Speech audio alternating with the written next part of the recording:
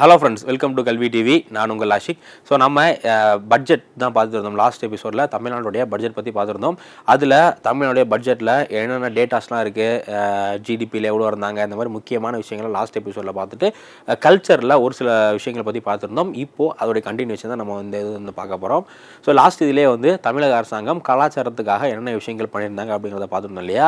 அதில் ரொம்ப ரொம்ப ஒரு முக்கியமான விஷயம் என்ன அப்படின்னா, தமிழக அரசாங்கம் நிறையா மியூசியம் இந்த பட்ஜெட்டில் சில மியூசியங்கள் அமைக்கிறதுக்காக அறிவிப்புகளை வெளியிட்டிருக்காங்க. இதில் முதல் மியூசியம் பார்த்தீங்கன்னா நொய்யல் அப்படிங்கிற ஒரு மியூசியம் வந்து கொண்டு வர்றாங்க. இந்த நொய்யல் அப்படிங்கிற மியூசியம் எங்கே வருது அப்படின்னா ஈரோடில் தமிழக அரசாங்கம் நொய்யல் அப்படிங்கிற மியூசியம் வந்து கொண்டு வர்றாங்க. ஸோ இந்த நொய்யல் மியூசியம் அப்படிங்கிறது என்னென்னா, ஈரோடில் இருக்கக்கூடிய ஒரு முக்கியமான ஆர்கியாலஜிக்கல் எக்ஸ்கவேஷன் சைட்ஸ், அகழாராய்ச்சி தளம் தான் என்ன அப்படின்னா கொடுமணல் அப்படிங்கிறது. ஸோ இந்த கொடுமணலில் கண்டுபிடிக்கப்பட்ட முக்கியமான விஷயங்களை காட்சிப்படுத்துறதுக்காக நொய்யல் அப்படிங்கிற மியூசியத்தை தமிழக அரசாங்கம் கொண்டு வர்றாங்க. எங்கே? ஈரோடில். இதுக்கான பட்ஜெட் எவ்வளோ அப்படின்னா 22 கோடி ரூபாய். எவ்வளோ? 22 கோடி ரூபாய் மதிப்பில் கொண்டு வர்றாங்க. அதுக்கடுத்து நாவாய் மியூசியம் அப்படிங்கிற இந்த ஒரு மியூசியம் வந்து கொண்டு வராங்க. இது எதுக்காக? ராமநாதபுரம் அப்படிங்கிறது ஒரு முக்கியமான கடற்கரை பகுதி. ஸோ இந்த ராமநாதபுரத்தில் இருக்கக்கூடிய அழகன் குளம், இந்த மாதிரி நிறைய இடங்கள் வந்து பார்த்திங்க அப்படின்னா நம்மளுடைய பாண்டிய மன்னர்கள் அவங்களுடைய துறைமுகங்களை, அவங்களுடைய கப்பல்கள், கட்டுமான தளங்கள் வந்து வச்சுருந்துருக்காங்க. ஸோ அந்த விஷயத்தை பற்றி இது பண்ணுறதுக்காக நாவாய் மியூசியம் அப்படிங்கிற இந்த ஒரு மியூசியம் எங்கே? ராமநாதபுரத்தில் கொண்டு வர்றாங்க. இதோடைய பட்ஜெட் வந்து பார்த்திங்க அப்படின்னா 21 கோடி ரூபாய். ஸோ மொத்தம் 3 முக்கியமான மியூசியம் கொண்டு வர்றாங்க. முதல்ல நாவாய் மியூசியம் ராமநாதபுரத்தில், அதுக்கப்புறமா வந்து நொய்யல் மியூசியம் வந்து ஈரோடில், அதுக்கடுத்து நம்ம போன எபிசோடில் பார்த்தோம் ஒரு மியூசியம் மதுரையில் வந்து பார்த்திங்க அப்படின்னா மதுரையில் தமிழுக்காக ஒரு மியூசியம் வந்து பார்த்திங்க அப்படின்னா மதுரையில் கொண்டு வர்றாங்க. ஓகேவா?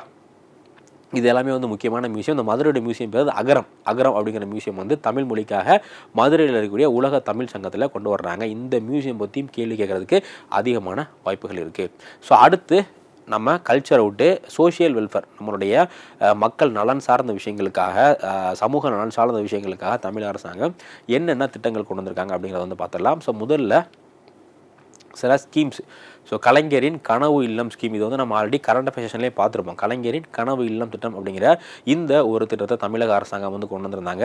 இந்த கலைஞர் கனவு இல்லம் திட்டம் அப்படிங்கிறது எதுக்காக அப்படின்னா 2030 2030க்குள்ளே தமிழ்நாட்டில் குடிசையே இருக்கக்கூடாது, எல்லா குடிசை வீடுகளையும் நம்ம என்ன பண்ணணும் அப்படின்னா காங்கிரீட் வீடுகளாக மாற்றணும் அப்படிங்கிறதுக்காக தமிழக அரசாங்கம் போன பட்ஜெட்லேயே கொண்டு வந்துட்டாங்க. இது வந்து 2024 பட்ஜெட்டில் என்ன பண்ணாங்க? கலைஞர் கனவு இல்லம் திட்டம் அப்படிங்கிற இந்த ஒரு திட்டம் வந்து கொண்டு வந்துட்டாங்க. இதில் அரசாங்கம் என்ன பண்ணுறாங்க அப்படின்னா யாரெல்லாம் குடிசை வீட்டில் இருக்காங்களோ அவங்களுக்கு காங்கிரீட் வீடுகள் கட்டுறதுக்காக அரசாங்கம் மானியம் வந்து பண்ணுறாங்க.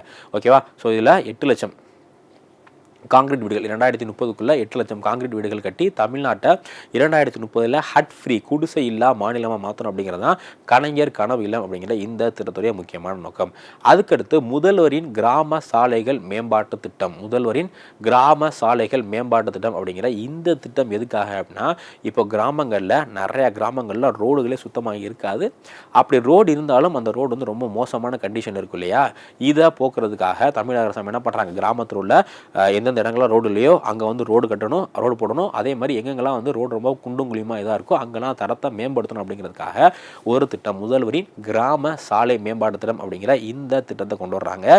இதோடைய டார்கெட் இந்த வருஷம் 2025 2026க்கான டார்கெட் என்ன அப்படின்னா 6100 கிலோமீட்டருக்கு. எவ்வளோ? 6100 6100 கிலோமீட்டருக்கு நம்ம சாலைகள் போடணும். 6100 கிலோமீட்டருக்கு சாலைகள் போடணும் அப்படிங்கிறதான் இந்த திட்டத்துடைய ஒரு முக்கியமான நோக்கமாக இருக்குது. அதுக்கடுத்து இன்னும் ரொம்ப ரொம்ப முக்கியமான விஷயம், தமிழக அரசாங்கம் தோழி அப்படிங்கிற ஒரு ஒர்க்கிங் உமன் ஹாஸ்டல் கொண்டு வர்றாங்க. இது போன வருஷமே கொண்டு வந்துட்டாங்க. இப்போது இந்த வருஷம் பட்ஜெட்டில் பார்த்திங்க அப்படின்னா புதுசாக ஒரு 13 இடங்களில் இந்த தோழி ஒர்க்கிங் ஹாஸ்டல் வந்து கொண்டு வர போகிறாங்க. இது எதுக்காக அப்படின்னா இப்போ நிறையா கிராமத்தில் உள்ள பெண்கள் என்ன பண்ணுறாங்க? வேலை வேலைக்காகவும் நகரங்களுக்கு வந்து வர்றாங்க. சென்னை, மதுரை, கோயம்புத்தூர், திருநெல்வேலி இந்த மாதிரி நகரங்களுக்கு வர்றாங்க இல்லையா. அவங்க ஃபேஸ் பண்ணக்கூடிய முதல் சேலஞ்ச் என்ன அப்படின்னா அவங்களுக்கு தங்குறதுக்கான ப்ராப்பரான ஒரு இடம் வந்து கிடைக்க மாட்டேங்குது. ஸோ சப்போஸ் ஹாஸ்டல் ஃபெசிலிட்டி பிஜிலாம் இருந்தாலும் அது ரொம்ப ஃபஸ்ட்டு காஸ்ட்லி, ரேட் ரொம்ப ஜாஸ்தியாக இருக்குது. அடுத்து ரெண்டாவது பார்த்திங்க அப்படின்னா அந்த பிஜி ஹாஸ்டல் மாதிரியான இடங்களில் பெண்களுக்கு செக்யூரிட்டி இருக்கா இல்லையானா கண்டிப்பாக அவங்களுக்கு செக்யூரிட்டி, அவங்களுக்கு பாதுகாப்பு கிடையாது. ஏன்னா நிறைய இதில் என்ன பண்ணுறாங்க, நம்ம ஒரு 2 to 3 இயர்ஸ்க்கு முன்னாடி பார்த்திங்க அப்படின்னா நிறைய ஹாஸ்டல்ஸில் பெண்களுக்கு தெரியாமல் கேமரா வைக்கிறது, இந்த மாதிரி நிறைய விஷயங்கள், அவங்களுக்கு பாலியல் தொந்தரவு கொடுக்குற மாதிரி நிறைய விஷயங்கள் பண்ணுறாங்க அப்படிங்கிற மாதிரி நியூஸில் பார்த்துருந்தோம் இல்லையா. அதனால் நம்ம தமிழக அரசாங்கம் என்ன பண்ணுறாங்க அப்படின்னா, இந்த மாதிரி வேலைக்காக வெளியூருக்கு வரக்கூடிய பெண்களுக்கு அவங்க தங்குறதுக்கான ஒரு தங்கும் விடுதியை கொண்டு வர்றாங்க. அந்த தங்கும் விடுதிக்கு பேர் தான் என்ன, தோழி. எனது தோழி அப்படின்னு சொல்லக்கூடிய இந்த ஒரு ஹாஸ்டல், ஓகேங்களா. தோழி அப்படிங்கிற இந்த ஒரு ஹாஸ்டல். ஸோ இப்போது நம்ம தமிழக அரசாங்கம் வந்து ஒரு 10 இடத்துல, ஆல்ரெடி ஒரு 13 இடத்துல அந்த ஹாஸ்டல் வந்து ரன் ஆகிட்டு இருக்கு. இப்போ வந்து பார்த்திங்க அப்படின்னா ஒரு 10 இடத்துல புதுசாக இந்த ஹாஸ்டல் வந்து கொண்டு வர போகிறாங்க. அடுத்து இன்னும் ரொம்ப ரொம்ப முக்கியமான திட்டம் என்ன அப்படின்னா, ஸ்காலர்ஷிப். இப்போது ஆல்ரெடி நம்ம தமிழக அரசாங்கம் 12வது முடிச்சுட்டு காலேஜ் படிக்கக்கூடிய ஆண்களுக்கும் சரி பெண்களுக்கும் சரி ஸ்காலர்ஷிப் கொடுக்குறாங்க இல்லையா. இப்போ ஆண்களாக இருந்தாங்க அப்படின்னா அவங்களுக்கு தமிழ் புதுவரன் அப்படிங்கிற திட்டத்துக்கு அவங்க 6வதுலேருந்து 10வது வகுப்பு 12ஆம் வகுப்பு வரை அரசு பள்ளியில் படிச்சிருந்தா மாதம் 1000 ரூபாய். அதே மாதிரி பெண்களாக இருந்தாங்க அப்படின்னா அவங்களுக்கும் அரசு பள்ளியில் படிச்சிருந்தாங்க அப்படின்னா 1000 ரூபாய் மாதம் கொடுக்குறாங்க இல்லையா. இப்போ என்ன பண்ண போகிறாங்க அப்படின்னா திருநங்கைகளுக்கும் இந்த ஸ்காலர்ஷிப் வந்து கொடுக்க போகிறாங்க. ஸோ திருநங்கைகளுக்கு தனியாக ஒரு ஸ்கீம் கொண்டு வராங்கன்னா கிடையாது. திருநங்கைகள் விருப்பப்பட்டாங்க அப்படின்னா இந்த 2 ஸ்கீமில் ஏதோ ஒரு ஸ்கீமில் அவங்க ஜாயின் பண்ணிக்கலாம். ஒன்று தமிழ் புதுவரன் ஸ்கீமில் ஜாயின் பண்ணுறதா ஜாயின் பண்ணிக்கலாம், இல்லை புதுமைப்பெண் திட்டம். இந்த 2 திட்டத்தில் எந்த திட்டத்தில் வேணாலும் அவங்க ஜாயின் பண்ணிக்கலாம் அப்படிங்கிற மாதிரியான புதுசாக ஒரு அறிவிப்பை கொண்டு வந்திருக்காங்க. ஸோ போன பட்ஜெட்டில் வந்து பார்த்தீங்க அப்படின்னா இந்த விடியல் பயண திட்டம் இருக்கு இல்லையா, பஸ்ஸில் பெண்களுக்கு வந்து கட்டணமில்லா பயணம் இது பண்ணுறதுக்காக விடியல் பயண திட்டம் கொண்டு வந்தாங்கல்ல, அந்த விடியல் பயண திட்டத்தில் டிரான்ஸ்ஜெண்டரையும் வந்து சேர்த்துருந்தாங்க. இப்போது தமிழக அரசாங்கம் என்ன பண்ணுறாங்க, இந்த ஒரு விஷயமும் பண்ணுறாங்க. டிரான்ஸ்ஜெண்டரை வந்து ஒன்று தமிழ் புதுவரன் ஸ்கீமில், அப்படி இல்லைனா புதுமைப்பெண் திட்டம், இந்த 2 திட்டத்தில் ஏதோ ஒரு திட்டத்தில் என்ன பண்ணிக்கலாம், அவங்க ஹையர் ஸ்டடீஸ் படிக்கிறாங்க அப்படின்னா இந்த திட்டத்தில் சேர்ந்துட்டாங்க அப்படின்னா அரசாங்கம் அவங்களுக்கும் மாதம் 1000 ரூபாய் வந்து கொடுப்பாங்க. ஸோ அதுக்கடுத்து நம்ம தமிழக அரசாங்கம் கொண்டு வந்த இன்னொரு முக்கியமான திட்டம், இந்த வெல்ஃபேர்க்காக உள்ள முக்கியமான திட்டம் என்ன அப்படின்னா அரைஸ் அப்படிங்கிற ஒரு ஸ்கீம், சிஎம் அரைஸ் அப்படிங்கிற இந்த ஒரு திட்டம் வந்து கொண்டு வந்திருக்காங்க. இந்த திட்டத்துக்காக நம்ம தமிழக அரசாங்கம் 50 கோடி ரூபாய், எவ்வளோ 50 crore 50 கோடி ரூபாய் வந்து பார்த்திங்க அப்படின்னா நம்மளுடைய தமிழக அரசாங்கம் போன வருஷம் 2024-25க்கு 50 கோடி ரூபாய் ஒதுக்கியிருந்தாங்க. இப்போது 2025-26க்கு வந்து பார்த்திங்க அப்படின்னா 75 கோடி ரூபாய் இந்த அரைஸ் அப்படிங்கிற திட்டத்துக்காக ஒதுக்குறாங்க. இந்த திட்டம் எதுக்காக அப்படின்னு பார்த்தீங்கன்னா இது வந்து எஸ்சி எஸ்டி என்டர்பிரனர் இருக்காங்க இல்லையா, எஸ்சி எஸ்டி என்டர்பிரனர் இவங்களுடைய வாழ்வாதாரத்துக்காக, இவங்க வந்து ஏதாச்சும் ஒரு தொழில் தொடங்குறாங்க, ஏதாச்சும் ஒரு விஷயம் பண்ணுறாங்க அப்படின்னா அதுக்காக உள்ள ஒரு திட்டம் தான் என்ன, சிஎம் அரைஸ். என்னது சிஎம் அரைஸ் அப்படிங்கிற இந்த ஒரு திட்டம், ஓகேவா. ஸோ இந்த சிஎம் அரைஸ் அப்படிங்கிறது எதுக்காக, எஸ்சி எஸ்டியிலேருந்து கம்யூனிட்டிலேருந்து யாராச்சும் தொழில் தொடங்குறாங்க அப்படின்னா அவங்களுக்காக உள்ள திட்டம் தான் சிஎம் அரைஸ் அப்படிங்கிற இந்த ஒரு திட்டம். அதுக்கடுத்து முதல்வரின் காக்கும் கரங்கள், அடுத்து ரொம்ப ரொம்ப ஒரு முக்கியமான திட்டம், முதல்வரின் காக்கும் கரங்கள் அப்படிங்கிற இந்த ஒரு திட்டம் இருக்குது. இது எதுக்காக அப்படின்னா இப்போது நிறைய பேர் வந்து ஆர்மியில் ஒர்க் பண்ணிவிட்டு ஒரு 10 வருஷம் 15 வருஷத்தில் அவங்களுடைய கேரியரில் ஒரு 40 வயசில் 50 வயசில் என்ன பண்ணுறாங்க, ஆர்மியிலேருந்து வெளியே வந்துடுறாங்க இல்லையா. இந்த மாதிரி நபர்கள் நம்ம எக்ஸ் சர்வீஸ்மேன் அப்படிங்கிற மாதிரி சொல்கிறோம். ஸோ இந்த எக்ஸ் சர்வீஸ்மேன் வந்து ஒரு தொழில் தொடங்கணும்னு ஆசைப்பட்றாங்க, இல்லை அவங்களுடைய குழந்தைகள் இல்லை அவங்களுடைய குடும்பத்தார் வந்து ஒரு தொழில் தொடங்கணும்னு ஆசைப்பட்றாங்க அப்படின்னா அவங்களுக்கு அரசாங்கம் மானியத்தில் லோன் வந்து கொடுக்குறாங்க. இதுக்காக உள்ள ஒரு திட்டம் தான் முதல்வரின் காக்கும் கரங்கள் அப்படிங்கிற இந்த ஒரு திட்டம். ஸோ இதில் வந்து பார்த்திங்க அப்படின்னா அந்த லோனுடைய முதலீட்டில் கேபிட்டலில் ஒரு 30% சப்சிடி கொடுத்துட்றாங்க. அது மட்டும் இல்லாமல் நீங்கள் 1 கோடி ரூபாய் வரை லோன் எடுத்துக்கலாம். அந்த 1 கோடி ரூபாய் லோனுக்கு வந்து பார்த்திங்க அப்படின்னா 3% சப்சிடி கிடைக்கும். ஃபார் எக்ஸாம்பிள் இப்போ இன்ட்ரெஸ்ட் ரேட் வந்து 10% அப்படின்னா அதில் நீங்கள் வெறும் 7% மட்டும் கட்டினா போதும், 3% வந்து உங்களுக்கு தள்ளுபடி, ஓகேவா. ஸோ இதில் வந்து முதல் கட்டமாக 2025-26 400 தமிழ்நாட்டை சார்ந்த 400 எக்ஸ் சர்வீஸ்மேனுக்கு, இந்த முன்னாள் இராணுவ வீரர்களுக்கு இந்த திட்டம் வந்து இது பண்ணும் அப்படிங்கிற மாதிரி தமிழக அரசாங்கம் டார்கெட் வந்து வச்சுருக்காங்க. ஸோ அதுக்கடுத்து ரொம்ப ரொம்ப முக்கியமான விஷயம், கவர்மெண்ட் எம்ப்ளாயிஸ் இருக்காங்க இல்லையா, அரசு ஊழியர்கள், இவங்களுடைய வெல்ஃபேருக்காக தமிழக அரசாங்கம் சில விஷயங்கள் பண்ணுறாங்க. முதல்ல அவங்களுக்கான இன்சூரன்ஸ், இப்போது தமிழக அரசாங்கத்தில் வேலை பார்க்கக்கூடிய அரசு ஊழியர் ஒருத்தவர் ஆக்சிடெண்ட்டில் இறந்து போயிடுறாரு. ஸோ ஆக்சிடெண்ட் இறந்து போனாலும் சரி, இல்லை ஆக்சிடெண்ட்டில் அவங்களுக்கு கை கால்கள் வந்து இழந்தாலும் சரி, அதுக்கு தமிழக அரசாங்கம் எவ்வளோ கொடுக்க போகிறாங்க அப்படின்னு பார்த்தீங்கன்னா 1 கோடி ரூபாய், அவங்க குடும்பத்துக்கு 1 கோடி ரூபாய் வந்து இன்சூரன்ஸ் வந்து கிடைக்கும். அதே மாதிரி இந்த இறந்து போன எம்ப்ளாயிஸ் இருக்காங்க இல்லையா, அவங்களுடைய பெண் குழந்தை, அவங்களுடைய பெண் குழந்தையுடைய திருமணத்துக்காக அரசாங்கம் 10 லட்சம் ரூபாய் அசிஸ்டன்ட் வந்து மேரேஜ் அசிஸ்டன்ட் வந்து கொடுக்குறாங்க. அதே மாதிரி அந்த குழந்தைங்களுடைய அந்த பெண் குழந்தையுடைய ஹையர் எஜுகேஷனுக்காக 10 லட்சம் ரூபாய் வந்து கொடுக்குறாங்க. அதே இது இப்போ ஒரு கவர்மெண்ட் எம்ப்ளாயி நேச்சுரலாகவே இறந்து போயிட்டார், அவர் அந்த பதவி காலத்தில் இருக்கும்போது அவருடைய அந்த சர்வீஸ் பீரியடில் இறந்து போயிட்டாரு அப்படின்னா என்ன பண்ணுறாங்க, அவருக்கு வந்து 10 லட்சம் ரூபாய், அவருக்கு 10 லட்சம் ரூபாய் வந்து தமிழக அரசாங்கம் வந்து கொடுக்குறாங்க. ஸோ அது மட்டும் இல்லாமல் இப்போ அரசு ஊழியர்கள் வந்து லோன் எடுக்கிறாங்க. அது வந்து பர்சனல் லோனாக இருக்கட்டும், இல்லை கார் லோனாக இருக்கட்டும், இல்லை ஹவுசிங் லோனாக இருக்கட்டும், இல்லை எஜுகேஷன் லோனாக இருக்கட்டும், எந்த லோன் எடுத்தாலும் அந்த லோனுக்கு அரசாங்கம் என்ன பண்ணுறாங்க, அந்த லோனுக்கு வந்து ரொம்ப கம்மியான விலையில் ரொம்ப கம்மியான ரேட். இப்போ நம்ம லோன் எடுத்தோம் அப்படின்னா ஒரு 10 ரூபா வருது அப்படின்னா இந்த கவர்மெண்ட் எம்ப்ளாயிஸ்க்கு 5 ரூபா 5% 6% இந்த மாதிரி லோன் வந்து கொடுக்குறாங்க. இது எல்லாமே வந்து எதுக்காக, இது எல்லாமே மக்களுடைய வெல்ஃபேருக்காக. ஸோ அரசாங்கம் வந்து நம்முடைய சோஷியல் வெல்ஃபேருக்காக, வெவ்வேறு வகையான மக்களுடைய வெல்ஃபேருக்காக போடப்பட்ட திட்டங்கள், ரொம்ப ரொம்ப ரொம்ப முக்கியமான திட்டங்கள். ஸோ நெக்ஸ்ட் நம்ம பார்க்க போகிறது science, technology and research. So அறிவியல் மற்றும் அறிவியல் தொழில்நுட்பம், ஆராய்ச்சி சார்ந்த விஷயங்களுக்கு அரசாங்கம் பட்ஜெட்டில் என்னென்ன விஷயங்கள் போட்டிருக்காங்க அப்படிங்கிறத நெக்ஸ்ட் வந்து பார்க்கலாம். ஸோ முதல்ல தமிழக அரசாங்கம் சென்னை சயின்ஸ் சென்டர், சென்னை அறிவியல் மையம், எனது சென்னை சயின்ஸ் சென்டர், சென்னை அறிவியல் மையம் அப்படிங்கிற இந்த ஒரு மையத்தை தமிழக அரசாங்கம் வந்து கொண்டு வர்றாங்க.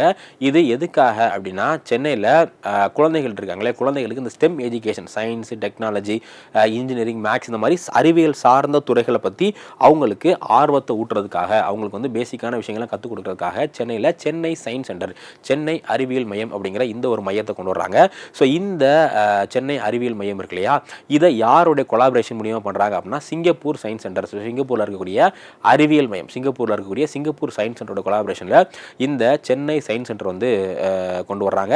ஸோ இதில் குழந்தைகளுக்கு தேவையான எல்லா விஷயங்கள், அதே மாதிரி இந்த சயின்ஸில் முக்கியமான விஷயங்களுடைய டெமோ எல்லாமே அவங்களுக்கு ஒரு ப்ராக்டிக்கலாக கற்றுக் கொடுக்கறதுக்கான எல்லா விஷயங்களுமே இதில் இருக்கும். இதில் வந்து சயின்ஸ் பார்க் இருக்கும், அதே மாதிரி டெலஸ்கோப் இருக்கும், டிஜிட்டல் எக்ஸ்பீரியன்ஸ் தேட்டர், அந்த மாதிரி எல்லா விஷயங்களுமே ஒரு அட்வான்ஸ்டு சயின்ஸ் லேப் மாதிரி நம்ம வந்து வச்சுக்கலாம். சென்னை சயின்ஸ் சென்டர் அப்படிங்கிற இந்த ஒரு சென்டர் கொண்டு வராங்க. அதுக்கப்புறமா mathematics and basic science research centre, எனது கணிதம் மற்றும் அடிப்படை அறிவியல் ஆராய்ச்சி மையம், எனது கணிதம் மற்றும் அடிப்படை அறிவியல் ஆராய்ச்சி மையம் அப்படிங்கிற இந்த ஒரு மையத்தையும் தமிழக அரசாங்கம் வந்து கொண்டு வர்றாங்க. இது எதுக்காக அப்படின்னா, இது சென்னை மற்றும் கோயம்புத்தூரில், இது வந்து சென்னை மற்றும் கோயம்புத்தூரில் mathematics and basic science research centre அப்படிங்கிற இந்த சென்டர் வந்து சென்னை மற்றும் கோயம்புத்தூரில் வந்து கொண்டு வராங்க. இது குழந்தைகளுக்கு, இது வந்து குழந்தைகளுக்கு கணிதம் மற்றும் அடிப்படை அறிவியல் இருக்குல்ல, இது சம்பந்தமான விஷயங்கள் டீச் பண்ணுறதுக்காக என்ன பண்ணுறாங்க, சென்னையிலையும் கோயம்புத்தூர்லையும் இந்த விஷயங்கள் வந்து கொண்டு வராங்க. இது யார் கூட சேர்ந்து பண்ணுறாங்க அப்படின்னா, Indian institute of science, IIS அப்படிங்கிற ஒரு முக்கியமான இந்திய பல்கலைக்கழகம் இருக்குது. அந்த பல்கலைக்கழகம் மற்றும் Tata institute of fundamental research, Tata institute of fundamental research அப்படிங்கிற இந்த 2 அமைப்புகளோட சேர்ந்து பண்ணுறாங்க. இதுக்கான பட்ஜெட் வந்து பார்த்திங்க அப்படின்னா மொத்தம் இந்த 2 சென்டருக்கும் சேர்த்து 100 கோடி ரூபாய், எவ்வளோ 100 crores வந்து ஒதுக்குறாங்க. அதுக்கடுத்து space tech start up. So தமிழ்நாட்டில் இப்போது ரீசெண்டாக ஸ்பேஸ் பாலிசி வந்து கொண்டு வந்தாங்க இல்லையா, அதே மாதிரி இதை பேஸ் பண்ணி தான் வந்து கொண்டு வந்தாங்க. தமிழ்நாடு வந்து ஸ்பேஸ் டெக் ஸ்டார்ட் அப்புக்காக சில ஃபண்டிங் வந்து பண்ணுறாங்க. ஸோ தமிழ்நாட்டில் இந்த விண்வெளி சம்மந்தமான விண்வெளி ஆராய்ச்சி, இந்த ராக்கெட் ஏவர், இந்த மாதிரி ஸ்பேஸ் டெக் சம்மந்தமாக ஏதாச்சும் ஒரு புதுசாக ஒரு கம்பெனி உருவாக்குறாங்க, ஒரு ஸ்டார்ட் அப் வருது அப்படின்னா அவங்களுக்கு ஃபண்டு பண்ணுறதுக்காக ஸ்பேஸ் டெக் ஃபண்ட், என்னது ஸ்பேஸ் டெக் ஃபண்ட் அப்படிங்கிற இந்த ஒரு ஃபண்டை நம்ம தமிழக அரசாங்கம் வந்து கொண்டு வராங்க. இதோடைய காஸ்ட் வந்து பார்த்திங்க அப்படின்னா 10 கோடி ரூபாய், எவ்வளோ, ஸோ 10 கோடி ரூபாயில் ஸ்பேஸ் டெக் ஃபண்ட், 10 கோடி ரூபாயில் தமிழக அரசாங்கம் ஸ்பேஸ் டெக் ஃபண்ட் வந்து பண்ண போகிறாங்க. இது மூலியமாக என்ன பண்ண போகிறாங்க, எந்தெந்த ஸ்டார்ட் அப்ஸ்லாம் இந்த ஸ்பேஸ் டெக்னாலஜியில் வர்றாங்களோ அவங்களுக்கு தமிழக அரசாங்கம் ஃபண்டிங் வந்து பண்ண போகிறாங்க.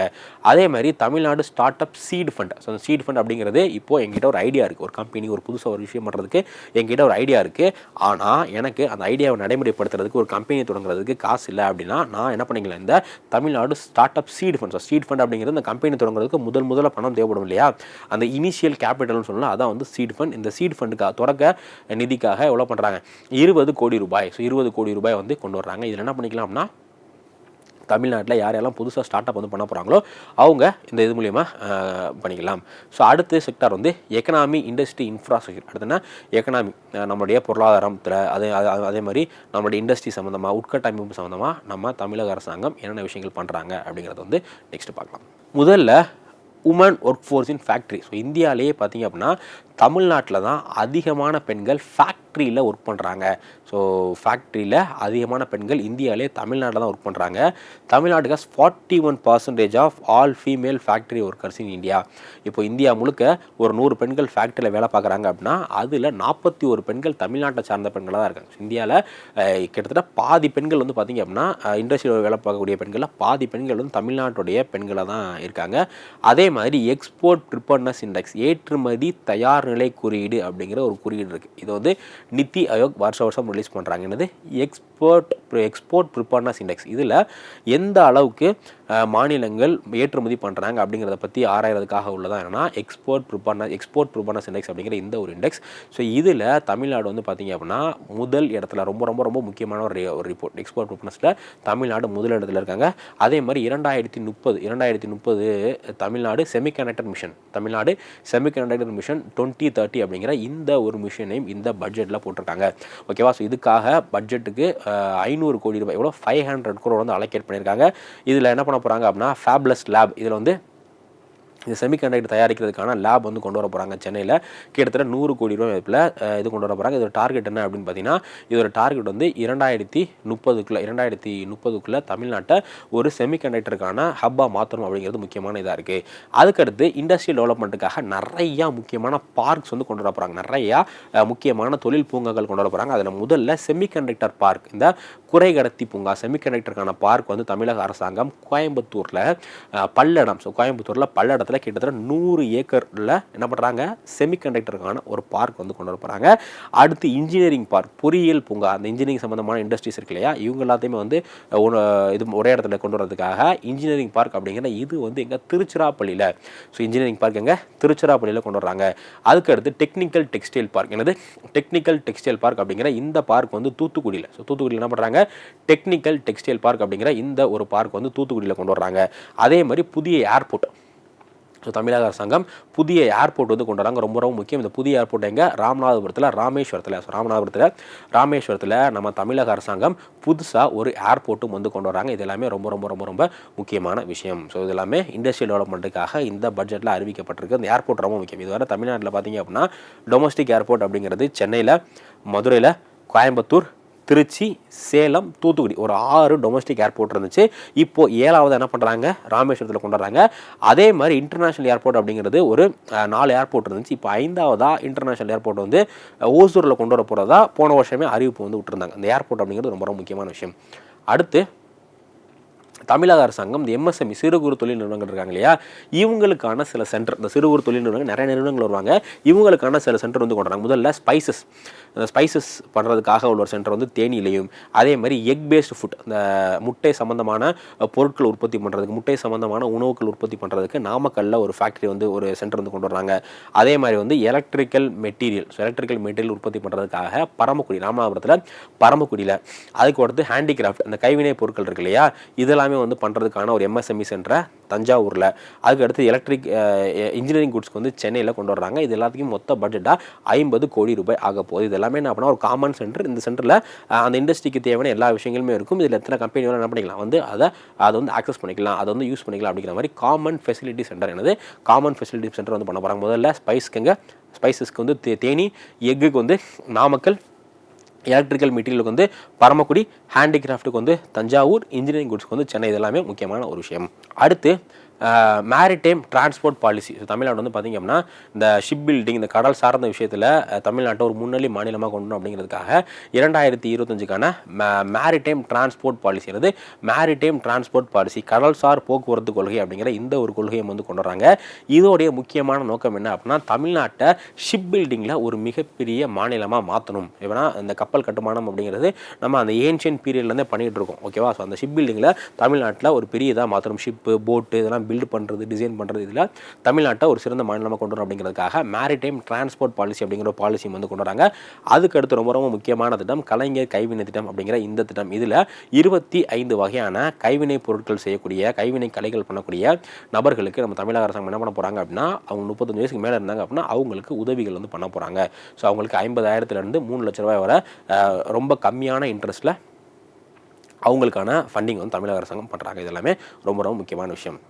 அடுத்து HPV, human papilloma virus. So human papilloma virus அப்படிங்கிற இந்த வைரஸ் வந்து பார்த்திங்க அப்படின்னா அதிகமாக பெண்களுக்கு இந்த சர்விக் கேன்சர், இந்த கர்ப்பவாய் புற்றுநோய் ஏற்படுத்தக்கூடிய ஒரு வைரஸ் தான் அப்படின்னா ஹியூமன் பேப்பிலோமா வைரஸ் அப்படிங்கிற இந்த ஒரு வைரஸ். ஸோ இந்த வைரஸ் தாக்காமல் இருக்கிறதுக்காக 14 வயசு உள்ள பெண்களுக்கு என்ன பண்ணுறாங்க அப்படின்னா தமிழக அரசாங்கம் வந்து ஒரு வேக்சின், இந்த ஹெச்பிவி ஹியூமன் பேப்பிலோமா வைரஸ்க்கான வேக்சின் வந்து போட போகிறாங்க.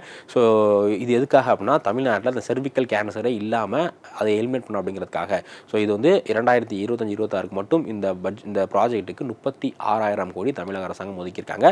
அடுத்து என்விரான்மெண்டல் கன்சர்வேஷன், நம்மளுடைய சுற்றுச்சூழலை பாதுகாக்கிறதுக்காக தமிழக அரசாங்கம் என்னென்ன விஷயங்கள் பண்ணியிருக்காங்க அப்படிங்கிறத வந்து பார்த்துடலாம். முதல்ல மரைன் ரிசோர்ஸ் ஃபவுண்டேஷன், ஸோ 50 கோடி ரூபாய் மதிப்பில் தமிழக அரசாங்கம் தமிழ்நாட்டில் உள்ள மேங்க்ரூவ்ஸ், தமிழ்நாட்டில் உள்ள இந்த சதுப்பு நிலங்கள் இருக்கு இல்லையா, சதுப்பு நிலங்கள், அதுக்கடுத்து மாடர்ன் ஃபிஷிங், இந்த மீன்பிடி விஷயங்களை ரொம்ப மாடர்னாக கொண்டு வரதுக்காக 50 கோடி ரூபாய்க்கு மெரைன் ரிசோர்ஸ் ஃபவுண்டேஷன் என்னது MRF, மெரைன் ரிசோர்ஸ் ஃபவுண்டேஷன், கடல் வள அறக்கட்டளை அப்படிங்கிற இந்த ஒரு அறக்கட்டளை தொடங்குறாங்க.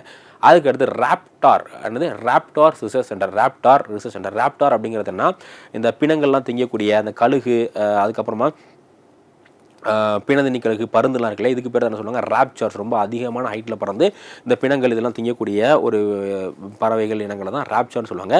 இந்த ராப்சார் இனங்கள், அந்த கழுகு சம்பந்தமான இடங்களை பாதுகாக்கிறதுக்காக தமிழக அரசாங்கம் 1 கோடி ரூபாய், இதுக்கு 1 கோடி ரூபாய் இந்த ராப்சார்ஸ் இனங்களை பாதுகாக்கிறதுக்காகவும் இதை ப்ரொடெக்ட் பண்ணுறதுக்காக ஈகிள், ஹாக், வல்ச்சர் இந்த மாதிரி விஷயங்களை ப்ரொடெக்ட் பண்ணுறதுக்காக நீலகிரியில் மற்றும் கோயம்புத்தூரில் நிறைய விஷயங்கள் வந்து செய்கிறாங்க. ஓகேவா? ஸோ அதுக்கடுத்து ரொம்ப ரொம்ப முக்கியமான விஷயம் ஃப்ளெமிங்கோ சாங்சுரி. இந்த ஃப்ளெமிங்கோ அப்படிங்கிற ஒரு பறவை வந்து வெளிநாட்டிலேருந்து நம்ம இந்தியாவுக்கு வரக்கூடிய ஒரு முக்கியமான பறவை தான், ஒரு மைக்ரேட்டரி பேர்டு தான். என்ன அப்படின்னா இந்த ஃப்ளெமிங்கோ அப்படிங்கிற இந்த ஒரு பறவை. இதை பாதுகாக்கிறதுக்காக, இந்த ஃப்ளெமிங்கோவை பாதுகாக்கிறதுக்காக தனுஷ்கோடி, ராமநாதபுரம் மாவட்டத்தில் தனுஷ்கோடியில் ஒரு சாங்சுரியும், அதுக்கடுத்து திருவண்ணாமலையில் மேல்செங்கம் பயோடைவர்சிட்டி பார்க், திருவண்ணாமலையில் மேல்செங்கம் அப்படிங்கிற இடத்துல ஒரு பயோடைவர்சிட்டி பார்க் கிட்டத்தட்ட 1000 ஏக்கரில் அதோடைய அந்த சுற்றுச்சூழலாம் பாதுகாக்கிறதுக்காக மற்றும் எக்கோ டூரிசம், சுற்றுலா ப்ரொமோட் பண்ணுறதுக்காக மேல்செங்கம் பயோடைவர்சிட்டி பார்க் அப்படிங்கிற இந்த ஒரு பார்க் வந்து கொண்டு வர்றாங்க. எங்கே அப்படின்னா இது வந்து திருவண்ணாமலையில் மேல்செங்கம் அப்படிங்கிற இடத்துல. அதுக்கடுத்து தமிழ் அரசாங்கத்துடைய முக்கியமான டார்கெட் வந்து 2030 100 பில்லியன் யூனிட். எவ்வளோ? 100 பில்லியன் யூனிட் வந்து நம்ம க்ரீன் எனர்ஜி, அதாவது ரினியூவபிள் எனர்ஜி ப்ரொடியூஸ் பண்ணோம் அப்படிங்கிறது தமிழ்நாட்டுடைய முக்கியமான டார்கெட்டாக இருக்குது. இதுக்காக நிறையா முக்கியமான ஹைட்ரோ ப்ராஜெக்ட், நீர்மின் நிலையத்திடம் வந்து பண்ணுறாங்க. அதில் முக்கியமானது என்ன அப்படின்னா வெள்ளிமலை அப்படிங்கிற இந்த இடத்துல 11,721 கோடி ரூபாய் மதிப்பில் 1100 மெகாவாட்டுக்கு ஒரு ஹைட்ரோ பவர் ப்ராஜெக்ட். அடுத்த ஆலியாரில் 1800 மெகாவாட்டுக்கு ஒரு ஹைட்ரோ ப்ராஜெக்டும் தமிழக அரசாங்கம் வந்து பண்ணுறாங்க. அது மட்டும் இல்லாமல் இந்த சுற்றுச்சூழல், இந்த கிளைமேட் சேஞ்சினால் ரொம்ப ஒரு முக்கியமான விஷயம் என்ன அப்படின்னா ஹீட் வேவ் அதிகமாக என்ன ஆகுது, ஹீட் வந்து இன்க்ரீஸ் ஆகிட்டே போகுது இல்லையா. இந்த மாதிரி ஒரு இடத்துல ஹீட் வந்து 45 டிகிரி செல்சியஸ்க்கு மேலே போயிடுச்சு அப்படின்னா அதுக்கு பேர் ஹீட் வேவ், அதுக்கு பேர் என்ன சொல்லுவாங்க, வெப்ப அலைகள்னு சொல்லுவாங்க. இந்த வெப்ப அலைகள்னால தமிழ்நாட்டில் நிறையா மக்கள், குறிப்பாக முதியோர்கள் மற்றும் குழந்தைகள் வந்து பாதிக்கப்படுறாங்க. அதனால தமிழக அரசாங்கம் என்ன பண்ணுறாங்க அப்படின்னா இந்த வெப்ப அலைகள் இருக்கு இல்லையா, தமிழக அரசாங்கம் வந்து இந்த வெப்ப அலைகளை ஒரு அறிவிக்கத்தக்க பேரிடராக, ஒரு அறிவிக்கத்தக்க மாநிலத்துடைய பேரிடராக அறிவிச்சிருக்காங்க. ஸோ இதனால் இனிமேல் யாராச்சும் வெப்ப அலைகள்னால இறந்து போகிறாங்க, ஹீட் வேவ்னால் இறந்து போகிறாங்க அப்படின்னா அவங்களுக்கு தமிழக அரசாங்கம் என்ன பண்ணுவாங்க, அவங்களுக்கு ஃபண்டிங் கொடுப்பாங்க. ஸோ அவங்களுக்கு வந்து ஒரு 4 லட்ச ரூபாய்க்கான உதவி வந்து கொடுப்பாங்க. இதுவரை இந்தியாவில் நிறையா மாநிலங்கள், தெலுங்கானா, கர்நாடகா, இந்த மாதிரி நிறையா மாநிலங்கள் வெப்ப அலைகளை மாநில பேரிடர் அறிவிச்சிருந்தாங்க. இப்போ தமிழ்நாடும் வந்து அறிவிச்சிருக்காங்க. ஸோ அது மட்டும் இல்லாமல் ரொம்ப ரொம்ப ஒரு முக்கியமான institution Tamil Nadu state institute of disaster management, Tamil Nadu மாநில பேரிடர் மேலாண்மை நிறுவனம், தமிழ்நாடு மாநில பேரிடர் மேலாண்மை நிறுவனம், Tamil Nadu state institute of disaster management அப்படிங்கிற இந்த ஒரு இன்ஸ்டிடியூஷனை தமிழக அரசாங்கம் வந்து கொண்டு வந்திருக்காங்க. எவ்வளோ பட்ஜெட்டில் அப்படின்னா கிட்டத்தட்ட 50 கோடி ரூபாயில், கிட்டத்தட்ட 50 crore rupees பட்ஜெட்டில் தமிழக அரசாங்கம் இந்த ஒரு அமைப்பு கொண்டு வந்திருக்காங்க. இது எதுக்காக அப்படின்னா இந்த பேரிடர் சம்பந்தமான விஷயங்களில் யாரெல்லாம் ஈடுபடுறாங்களோ, இப்போ பேரிடர் சம்பந்தமான விஷயத்தை மீட்பில் யாரெல்லாம் ஈடுபடுவா, நம்மளுடைய India national disaster response NDRF வந்து ஈடுபடுவாங்க. அதே மாதிரி நிறைய தன்னார்வலர்கள் வந்து ஈடுபடுவாங்க இல்லையா. இவங்களுக்கு எல்லாமே பேரிடர் அப்போ எப்படி அந்த பேரிடர் மீட்பில் ஈடுபடுறது அப்படிங்கிறதுக்கான பயிற்சி கொடுக்கறதுக்காக உள்ள நிறுவனம் தான் Tamil Nadu state institute of disaster management அப்படின்னு சொல்லக்கூடிய இந்த ஒரு இன்ஸ்டிடியூஷன். இவங்க தான் என்ன பண்ண போகிறாங்க, இந்த பயிற்சி எல்லாமே வந்து பண்ண போகிறாங்க. ஸோ போன வருஷம் வந்து பார்த்திங்க அப்படின்னா போன குரூப் 1ல் இந்த டிசாஸ்டர் மேனேஜ்மெண்ட்டுக்கான ஒரு சென்டர் வந்து திருச்சியில் இருக்குது. அந்த சென்டர் பற்றி கேட்டிருந்தாங்க.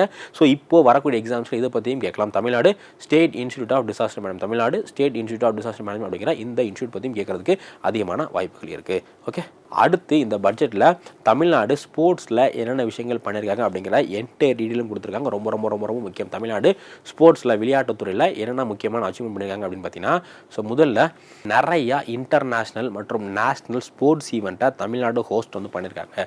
அதில் முதல்ல 44வது செஸ் ஒலிம்பியாட். ஸோ 2022 பார்த்தீங்க 2022 44வது செஸ் ஒலிம்பியாட் 44வது செஸ் ஒலிம்பியாட் போட்டி தமிழக அரசாங்கம் வந்து கண்டக்ட் வந்து பண்ணியிருந்தாங்க. இன்டர்நேஷ்னல் ஸ்போர்ட்ஸில் ரொம்ப ரொம்ப முக்கியமான ஈவெண்ட்டாக கருதப்படுற செஸ் ஒலிம்பியாட் 2022 பண்ணியிருந்தாங்க. அதுக்கப்புறமா Khelo India youth game. So Khelo India youth game அப்படிங்கிற இந்த கேமை தமிழக அரசாங்கம் 2023 தமிழ்நாட்டில் உள்ள முக்கியமான நகரங்களில் சென்னை, மதுரை, கோயம்புத்தூர் மாதிரியான முக்கியமான நகரங்களில் 2023 2023 கேலோ இந்தியா கேம்ஸ் வந்து நடந்திருந்தது. இது ரொம்ப முக்கியமான கேம். அடுத்து south Asia youth athletic championship, எனது தெற்காசிய இளைஞர் தடகள championship, south Asia youth athletic championship அப்படிங்கிற இந்த ஒரு போட்டியும் நடந்தது. அடுத்து Asia men's hockey championship cup அப்படிங்கிற இந்த முக்கியமான இன்டர்நேஷ்னல் விளையாட்டு போட்டிகள் எல்லாமே எங்கே நடந்துருந்துச்சு?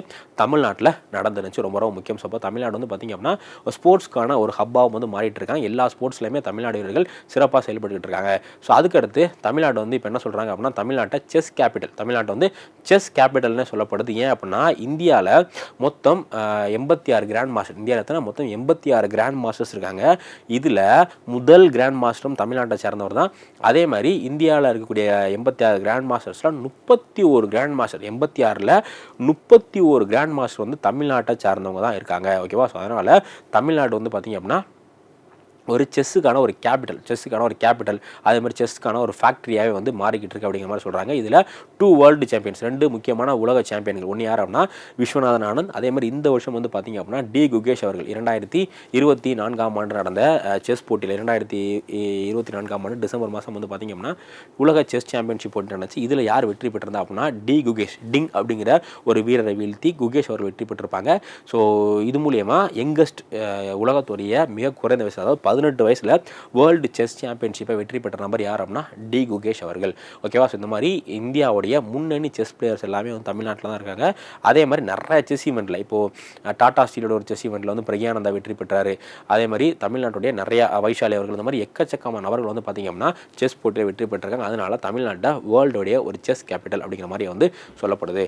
ஸோ இதுதான் வந்து பார்த்திங்க அப்படின்னா ஸ்போர்ட்ஸ்க்கு பற்றி நம்ம பட்ஜெட்டில் குறிப்பிடப்பட்டிருந்த முக்கியமான விஷயங்கள். ஸோ இதோட நமக்கு பட்ஜெட் வந்து முடிஞ்சிருச்சு. ஆல்ரெடி எக்கனாமிக்ஸ் சர்வே பார்த்தாச்சு, பட்ஜெட் பார்த்தாச்சு. ஸோ இதிலிருந்து கொஸ்டின்ஸ் கேட்கறதுக்கு அதிகமான சான்சஸ் இருக்குது. ஸோ இதில் சொல்லப்பட்ட எல்லா விஷயங்களையும் நோட்ஸ் எடுத்து நீங்கள் வந்து படிச்சுங்க. நெக்ஸ்ட்டு நம்ம மே மந்தோடைய கரண்ட் அஃபேர்ஸ் வந்து பார்க்கலாம். தேங்க்யூ.